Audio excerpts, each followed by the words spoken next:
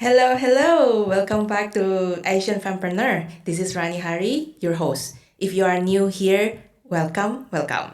This is the place where spirituality, the power of play, digital tech, and entrepreneurship intersect with each other. I've got some news for you. So, you might have known that this podcast is originally available on YouTube, but now I'm pleased to say that we are available on Spotify, Apple Music, or you could say Apple Podcasts, as well as Google Podcasts. So you can listen to them while you are on the go. You can even download them. You don't have to have your phones open just so that you can listen to me on YouTube. So we're there, and yeah, like I hope that this can be more accessible for many more people. And feel free to share any of the episodes that you can resonate with. So for today, I'm going to try to answer this question that I've heard in one of the a campus tour or some sort, but it's done in through webinar. And the context was about entrepreneurship subjects. And the question sounds like this: does entrepreneurship as a subject, as a major, would guarantee you to get a job? I was just there as a guest speaker, but the question was mostly asked to the facilitator. But I found that I need to say something about this because, well, it's a bit of my experience as well.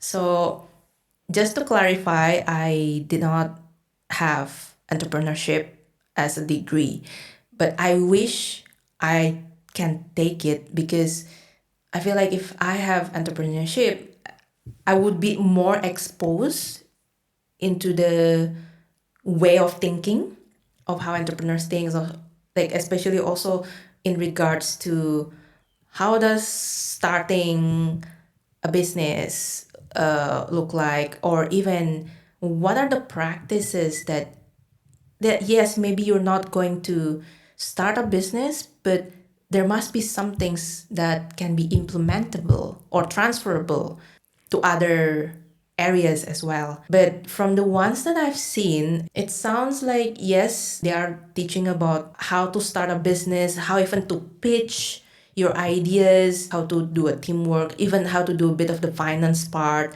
budgeting. So it's actually pretty general. It's pretty general. It's not like you got segregated only for starting a business, but in reality, a business consists of different layers. There's HR, there's finance, finance slash accounting, you could say. Well, budgeting, that's for sure. There's operations, there's tech, IT. So it's very diverse. I didn't have an entrepreneurship as a major, but I've got some courses during my study that tackles the entrepreneurship elements. And even since I graduated, I've been pretty much involved in the entrepreneurship scene in the university. And also at the time of this recording, I'm an entrepreneur in residence at Lancaster University in the UK. I feel like there are more applications here. Let's try to backdate a bit. So before I did my studies in the UK, I work. I worked for 4 years in a company that's just basically just started. So like I was one of the first batch of the company, and I see my role as kind of like an intrapreneur where yes, there's a bit of a structure already because it's a branch of where the headquarter is in Japan. This sets in Indonesia.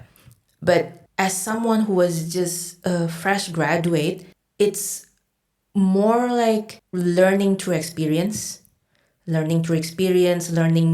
senses. Like, okay, there's already a proper structure, and then, okay, now what do we need? The good thing about this is that, yes, I'm learning through the experience, but also I was not totally alone because there's already a guidance. The company president himself pretty much just told me, okay, we have this in place. Basically, I became the executor, you could say. I'm the one who do the action because there were just four of us at the time. Two were Japanese, and they just came, and you could say pretty much new in the environment. And then there's me, and then the other person. The other person was more in charge of another thing, but when it comes to set up the business, set up the company, then it kind of falls to me in terms of the implementation in general. Yes, it was a team effort. I guess having the background of coming from a family business also helps because I got exposed to that scenario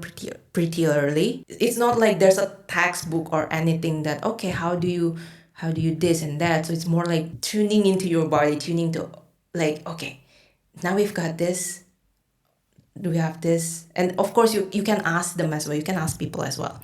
Yet I wish I had an entrepreneurship education at the time because that would be very much helpful for me personally when dealing with structure wise, a general structure. That it would be nice to have someone, it would be nice to be guided in a classroom setting. I mean, if you think about it, entrepreneurship class is a sandbox.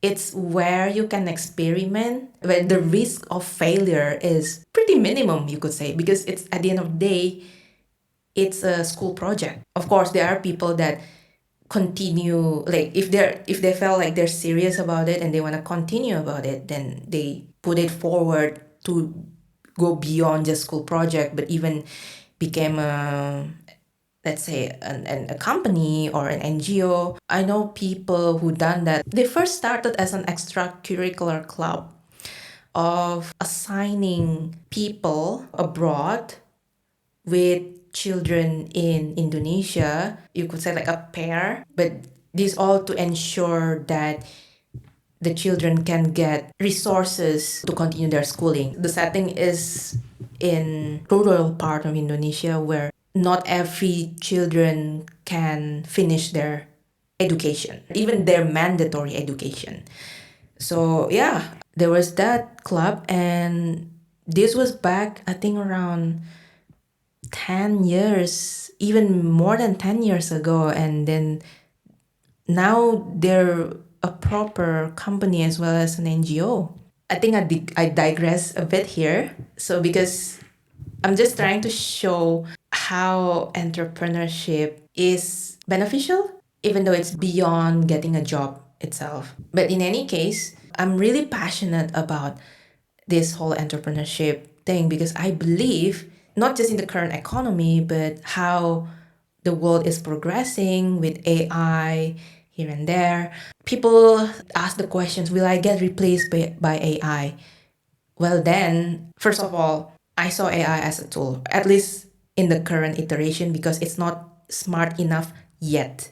But however, yes, it's true that some mundane jobs or jobs that are pretty much repetitive, you can already automate it. And AI is taking over that part, at least.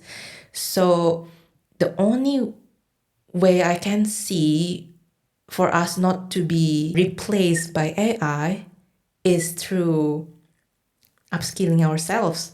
And not just in the hard skills, but also in terms of soft skills and mindset.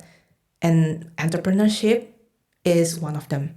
If you resonate with this episode, if you're on YouTube, feel free to press the like button and comment on why you can relate with this and how do you feel about entrepreneurship in general. Or if you are listening from Spotify, you can write on what you like about this episode. So this is Rani Hari, and thank you for tuning in. See you in the next episode.